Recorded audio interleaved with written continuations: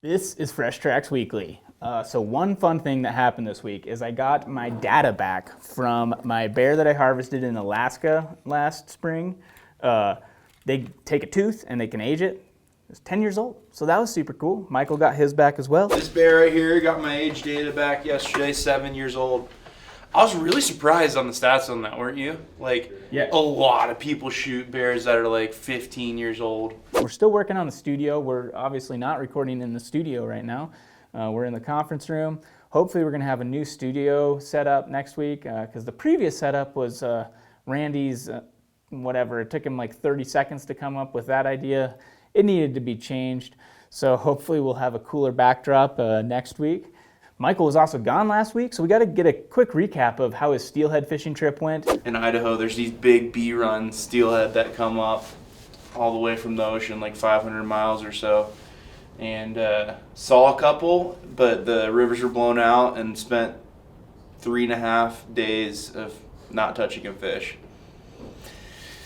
Yeah. You saw some cool country. Saw some really cool country, saw a lot of turkeys, saw a lot of wildlife. Very cool area of Idaho. It's on the opposite side of the Continental Divide, so we saw green grass, which is very cool. So, I'm definitely going back. Just need to time it a little bit better. That's what happens though when you do it yourself. I'm no expert. Just go out there and try my hardest, and oftentimes I fail.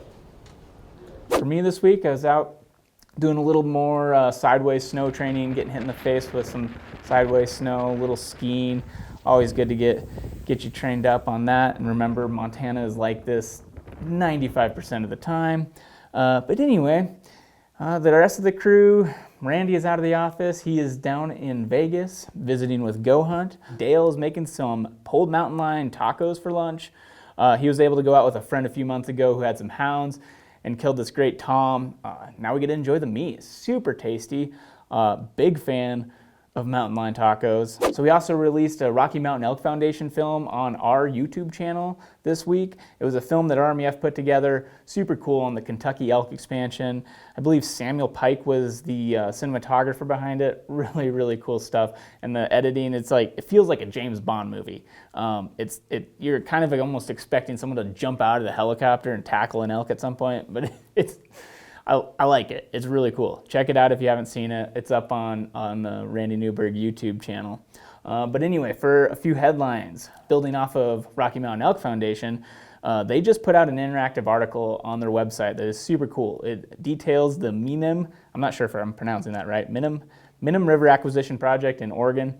The Oregon Department of Fish and Wildlife and the Manulife Investment Management Timberland business have been working collaboratively with RMEF to purchase over 15,000 acres of land to become a Oregon wildlife area. These are lands that are managed by the state wildlife department. It'll be able to block up with other public land, and it's going to be actively managed for wildlife. And basically they're going to utilize cattle grazing and timber harvest still, but with the goal of increasing forage for wildlife. So far, they've already purchased 4,600 acres of this, and they need to purchase the remaining 11,000. They're hoping to close on that in early December. They're still fundraising for this. But yeah, so far, dollars from Pittman Robertson, $100, Oregon Department of Fish and Wildlife, Bass Pro and Cabela's Outdoor Fund, Oregon Hunters Association, and of course the Rocky Mountain Elk Foundation. They've all contributed a bunch of this. Super cool project. Check out that interactive article. It's really cool how they lay it out. You can scroll through and see how this all is coming together. There was a recent study published in the Journal of Animal Ecology that posed the question as to what level predators could limit the spread of CWD in Yellowstone. So this publication is just a model. It's not on-the-ground research, but it's likely going to fuel discussions amongst wildlife managers for years probably. The model suggests that if predation from wolves and mountain lions follows the healthy herd hypothesis, basically meaning that the predators are going to weed out the sick animals, sick and weak animals, that this could help reduce CWD prevalence in prey animals. The model showed that if predators selected for prime age adults with CWD, that it would limit the spread of the disease. But it's unclear if this would actually occur because normally predators seek out an easier target like a fawn or a calf. So basically it would depend on if CWD was actually creating a scenario where those predators were targeting those animals more. Our friend and deer biologist Jim Heffelfinger pointed out when the model showed predators reducing levels of CWD, the predators would have to disproportionately select up to 10 times more for those animals, those infected animals versus non-infected animals. So my guess is this is not going to drive management decisions right away, but what it is going to do is probably prompt a lot more on-the-ground research in the future. So to test basically if this model holds up. Also in the world of CWD, Wyoming is for the first time implementing a little bit more liberal regulations towards killing more mature bucks. Basically, the Wyoming CWD management plan identified that increased mature buck harvest was going to be an option to lower CWD prevalence. We talked about this previously. The Western Association of Fish and Wildlife Agencies has put out guidelines for reducing CWD, and reducing those mature age class animals is one of the ideas that will reduce prevalence. So Wyoming is taking their first steps towards this. I looked at the proposed regulation changes, and for mule deer at least, it didn't seem too drastic so far. They did increase quotas in a few districts, and they extended some hunts into the rut, but didn't look like the quotas were increased by much more than 25 total tags. So it'll be interesting to see if those numbers will continue to go up, or I don't know what their plan is. But with whitetails, they did increase stuff a lot more. They increased quotas and seasons for both does and bucks, so I'm sure we'll see some increased harvest with whitetails in Wyoming. In Washington, they have canceled the spring bear hunt for the 2022 season. This has been a contentious issue for a while now. There was a reshuffling of the Washington Fish and Wildlife Commission, and there's been this back and forth discussion and a mystery whether or not there was going to be a spring season. But the commission met this weekend, and they voted 5-4 against establishing a bear hunt this spring. So this is the first time that there has not been a spring bear hunt since 1999. From the sounds of it, the majority of the public commenters supported reinstating the season, pointing out that the information indicates that healthy populations of black bears occur in the state. The commenters opposing the seasons mentioned that things like the potential to orphan bear cubs. I think one of the main reasons that probably drove the decision was Commissioner Tim Reagan claimed that the reasoning for not wanting to support the spring season was the lack of data. He wanted to have robust data and information on black bear population before allowing the hunt. This kind of creates a conundrum because the Department of Fish and Wildlife does not have the resources nor the funding to collect the type of data that Reagan is wanting. So to give this a little context, for years in a lot of states, state wildlife agencies, including Washington, rely on hunter harvest data as an indicator for black bear population trends. Basically, from harvested bears, they're able to collect data from ages and harvest success and get an idea of what's going on with the population. And I understand that this sounds rudimentary, but it's shown to work. States have done it successfully and have robust black bear populations. Many are arguing that this is a drastic overreaction to cancel the season before getting all this data. So for today's deeper dive, we're going to talk about black bear hunting. There's been a pretty big movement to reduce black bear hunting or get rid of it altogether, and predator hunting in general. We're going to talk about it in the terms of black bears, and Randy's out of the office this week, so filling in is Jonathan Spear. I'm going to do what I can to fill in for Randy, but it's going to be a lot less knowledge. I feel like most of the audience probably knows who you are at this point, but Mr. Getting the primo footage and photo guy. Oh, I try. You've edited a bunch of our stuff from day by days, lessons learned, application strategies, all of the above. All that good stuff.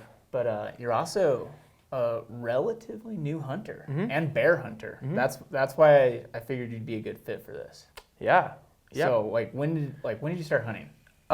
It is 2022, so 2019. 2019, I shot my first mule deer. I had hunted previously, but just for small game, and I killed a snowshoe hare and a dove growing up, so like 2 small game. And then got another deer last year with Marcus on the deer camp trip. That was a lot of fun. And then got my first black bear would have been this last spring of spring 2021. Yeah. Got a Montana cinnamon phase black bear. Which is like super interesting to me because I feel like a lot of people don't start bear hunting. I feel like it a lot of times comes later. Maybe I'm wrong. I don't know. But I feel like new hunters, I feel like bear hunting isn't like the top of the list. But you were like right out. Yeah. Start your first season of bear hunting. You went more than I did by a ways. And like I guess I'm pretty new to bear hunting too, is another thing. Yeah, like, your I just first bear started, was last I got spring my as first well? bear last spring. Last spring, yep. Same year, yeah. Yep. And I had, before that, I mean, I would buy bear tags occasionally, but in the last like 3 or 4 years is kind of when I've actually started hunting. Yeah, like wasn't a priority for you. Yeah, I don't know. I just Yeah. wasn't super interested in it. Like, I don't know. I just didn't know anything about it, I guess. But Yeah. so I started to pay a little more attention in the world of like bear hunting Mm-hmm. in the last few years because I've personally been interested in it, and then also just like started to notice all these articles talking about spring bear seasons or just bear seasons in general getting canceled Yeah. or getting whatever. There's Yeah. just like this movement to end bear hunting or predator hunting in general. Yeah. And so there's been, I don't know, I'm learning a lot. I'm trying to learn more about it. But yeah, I figured we'd talk about that because this recent decision in Washington happened. I believe New Jersey had some things Didn't know that. with bears and other states. I know it's been popping up a bunch. Yeah. Basically, this movement to end bear hunting, even though a lot of states have super robust populations Yeah. of bears. Like, Yeah, I always hear about like Lake Tahoe, California area, like tons of black bears breaking into properties. There was that video that came out a couple months ago of the black bear sow with like 3 cubs on the beach, like hanging out with the Right. beachgoers, like stole a cooler and like oh yeah, it's crazy. Like there's a lot of, I feel like black bear encounters are becoming, it seems like more common Yeah. as time goes on. Well, and that's the other interesting thing is like that I've learned that black bears are very similar in the respect like to deer and elk in the way that, you know, during the market hunting era and everything, we killed most of them. Like we killed a ton of black bears. They almost wiped them off of, you know, the landscape. But then Wow. through the North American model, basically managing wildlife, brought them back. They've reestablished a ton of areas. They're super robust in Yeah. like a lot of the Northwest and East now. And it's just like, yeah, overlapping with society too. So it's like Yeah. they're getting, like you're saying, like there's this like all this human conflict with bears, and they're like appears to be a lot of them, Yeah. but that's like the thing where they're difficult to estimate populations of because they're not like a deer or elk where you have, you know, or mostly I guess like an elk that'll like winter in a valley. Yeah. And you can like fly these surveys and count them. Yeah. You can't do that with bears. They like live in timbered areas. Yeah. They're hard. Or they're in dens. And then also it's even like I think there's been some work with like camera trapping, like trying to figure out like, you know, just with trail cameras how many bears are in an area, but they Yeah. look pretty similar, and Yeah. so they're hard to estimate Yeah. the populations of. And like the thing that I think one of the, I guess I don't know how to put this, maybe it's almost like a chink in the armor of hunting of defending black bear hunting seasons is not having enough data, because that's like I feel like that was one of the big drivers Yeah. of the Washington decision. Like we don't have Yeah. enough data. We just don't know. We don't know. Yeah. And whether or not that's really their agenda or not, I don't know. But that's what they're claiming. And the data that's normally used is hunter-harvest surveys. Yeah. Basically, how many bears were killed in X number of days. And Yeah. like, how does that fluctuate throughout the years? Right. What are the ages of the bears that are getting harvested? They'll pull a tooth. Yep. The sex. Yeah, the sex of the bear. So all that you can like kind of get some ideas of trends. Yeah. And and I talked about it earlier, but like it works like largely. I mean, it's not like the states are running bears into the ground. Yeah. Like, there's no like example where a state agency has exterminated black bears since in times of modern wildlife Right. management. Right. Like now that we have seasons and like limits, and you have to get a tag in a lot of areas, you have to get drawn. It's not like we're driving them into the ground. Yeah. But it's interesting, like this movement to end it. And I feel like it's probably mostly, you know, different agendas. But I don't know. I guess one of the things though I wanted to talk to you about is because I think there's like this perception that it's like all about trophy hunting and people just want to kill bears. Yeah. Get the claws and the hide like, and the skull. I don't know. Like as a new hunter, what was your perspective of like going into like bear hunting? Yeah. Like was that like a thing? Is that how you viewed it, or did you even think about it much before that? Not so much for the trophy aspect, but like I was living in Alaska for a couple years, and a buddy of mine's older brother shot a black bear and made breakfast burritos. Okay. And it was like one of the best breakfast burritos I've ever had. And I was like, oh, I didn't know you could eat black bear. This is like 6, 7 years ago, like 7, 8 years ago. And so like I knew you could eat them, and I knew the meat was good. Yeah. And so, you know, I wasn't out trying to get like a sweet rug or like, oh, I can't wait to get like a necklace with claws on it. Like that wasn't really in my mind. I just Right. like after the fall and then you get the winter, like it's the first like big season of hunting. You get to get out, the weather's nice, snow's melting. Like I've gone turkey hunting a few times, never killed one, but I just don't get as pumped up about turkeys as I do about black bear season. I think it's just like that first like warm weather, you get to hike, you're in the mountains. So it was just like the adventure part of black bear hunting to me was like a really big part of it. And I know you could eat them, and I just like, I'm fascinated by where they live.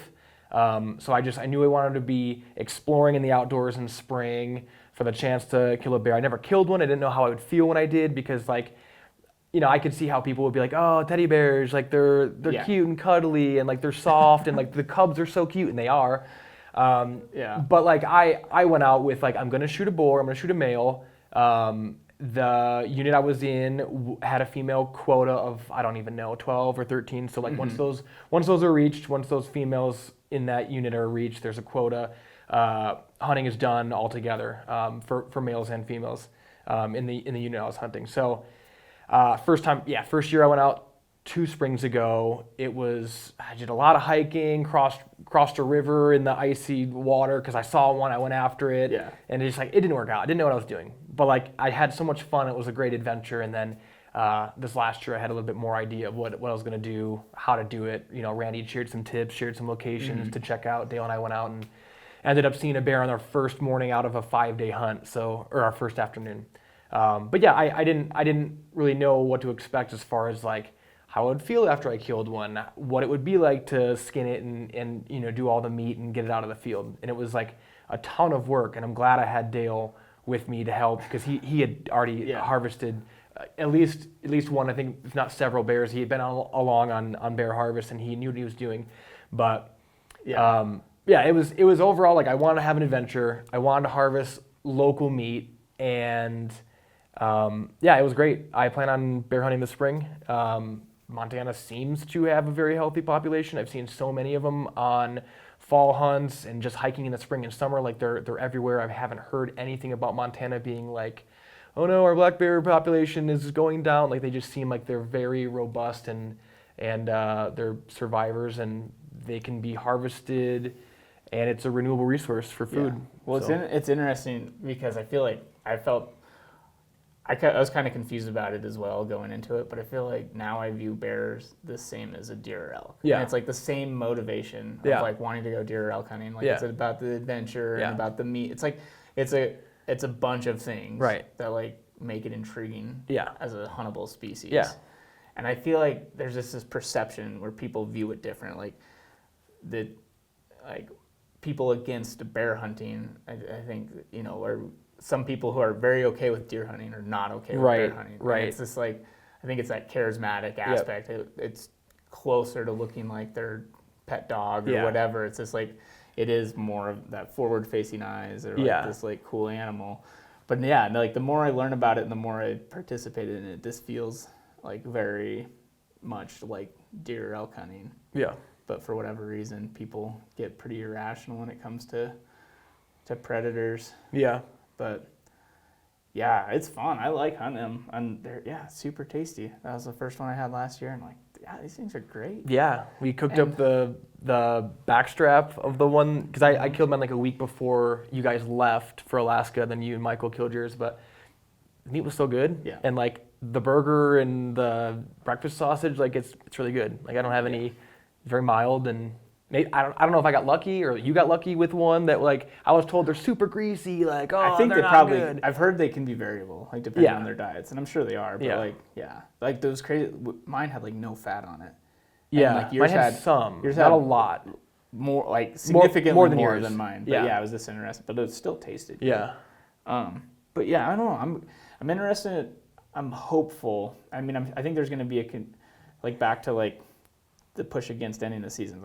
I'm hopeful, but I'm sure there's going to be big pushes to reduce predator hunting for years. But I'm hopeful that this push for more data will actually support hunting, because I feel like the more we learn about them, I think it's going to prove that there are robust populations. Yeah. And I was trying to research this because I know that there's been a big push to do genetic samples with hair snares. So they'll put out like barbed wire or just like different ways to collect bear hair, and you can get an idea of population from that. It's pretty expensive. It's getting cheaper, but I was trying to figure out if there was a area where they had like their normal population estimate, and then once they went in with hair snares, like did it match like what you thought? Was there less than you thought? Was there more than you thought? And I couldn't really get at that, but I know there was a big study on grizzly bears in I think like around Glacier, and if I remember right, they showed that there was a lot more grizzly bears than they thought in the area after doing the hair snares. Based on so the it's like, DNA of I have the a different... feel I mean, I'm all for more data. Like I think it's a little extreme to cancel a season by not having data. So it's like it's a conundrum. But I think having more data is definitely a good thing. Having more information is always good. Yeah. But a lot of times cost and time and whatever restricts it. But hopefully, if there is this push to get more data and they actually do get, more better population estimates, that's awesome. I think that's a good thing. Yeah. And I don't know. I'm curious, but I bet it's going to show that there's more bears. The science will back it There's up. probably more bears than we think there are. And so, I think it could almost bite some of the, some people who, the animal welfare groups that are like pushing for whatever. I feel like it could almost backfire on them. But I think it'll be interesting. I think, I'm all for learning more about it. It's interesting because this is the first time they've had it canceled since '99 in Washington. But what has changed to where all of a sudden we're like, we don't have enough data? Like what has happened? Because if there's been a spring bear hunt in Washington State since '99, why has the we need more data all of a sudden been an issue right now? It just seems weird. What you've been doing in the past isn't working, so let's just stop. But why isn't it working? Yeah. That's what I want to know. Is I think the big push was this petition from, I can't remember. I don't know if this one is the Humane Society of the United States, or I think that was who it was. But anyway, they put these petitions out, and they just convince people to sign this petition to convince the commission to review it, and when there isn't a ton of data backing it, the commission's like, oh, I guess our hands are tied. But I mean, the Washington Commission is governor appointed, so the people that are on it tend to lean whatever the governor is doing. So there's a lot of moving facets to it, and I don't fully understand it. I'm trying to learn all this stuff. There's always little bits and pieces that I don't know about. And that's another, if people watching, if you know more, I'm really interested in this. So if you have good information, good articles, research papers, anything, send them our way. I think a big part is public perception versus scientific data. If the people don't understand, it's just kind of you're putting public perception versus scientific research. So you're kind of going over the biologists and the people who do that, who study black bear populations, study hunting limits and all that. You're putting a group of people who don't know the science, and they're saying, well, we think it's mean. We don't think, and that could be it. That could be literally, it could be we think it's mean, and therefore we don't like it, which is that's valid. But if the scientists are we can do sustainable harvest, these animals are not in the long run going to be affected. We've been doing this since '99 or whatever. But then you'd have to convince the people that are well, it's mean. That it's a renewable resource, and if people don't grow up with the mindset that hunting is food, and they think that hunting is trophies for people to put on their wall, then it's hard to persuade them that no, we eat these. This isn't just a macho chest bump thing. We're gonna go out and eat this. It's a bear, but do you not like deer hunting? Do you not like elk hunting? Bears eat deer fawns and elk calves. You can't, it's hard to put one animal over another in the tier of how sentient they are, how intelligent of a life form it is. You can equate deer and elk to cattle because they have hooves and they're grazers, but then black bear, don't touch them because they're different. But No, it's super interesting, and that's I try to look at it from all angles because I mean I grew up hunting, so I've been told this story my whole life. Yeah. And like kind of just been immersed in it. And, Yeah. But even that, I didn't bear hunt, so some of the stuff's new. But Yeah. it's just I don't know. It'll be interesting to see how this all shakes out, and I mean it even brings up the question of like, so do I don't know, when non-stakeholders get to start driving policy decisions. Yeah. It's just like, well, you're not contributing to funding wildlife management, and then it opens up that whole can of worms. But that's a topic for another discussion. That's a whole other thing. But yeah, I don't know. I think that the more I learn about it, the more I feel like it's just this very similar to deer and elk, and we have our data collection methods, even if they are rudimentary. I mean, we're not killing all the bears out there. Yeah. So, but yeah, hopefully we don't lose all bear hunting. I think it's pretty fun. Yeah. Pretty cool adventure, good meat. Great springtime activity. It's a and renewable Renewable resource resource, that can sustain it. And Yep. but I'm all for it. Yeah, more science, good thing. I think that's a win-win. I think if what comes out of this is more data and we have a better understanding of populations, I think that's a win-win situation. So Yeah. hopefully, Silver lining. yeah, we'll see. But I think it's going to continue to be in the news a lot over the next few years. And yeah, if you have any information you want to share about that or anything else, you can email us at weekly@freshtracks.tv. And thanks for watching. Thanks for being a guest this week, filling in for Randy. Yeah. All my Good stuff. all my years of bear hunting experience. I don't have years of beers. I have Beer years hunting. of beer hunting. Beer hunting. Bear hunting experience, not so much. But yeah. Anyway. And with that, bye.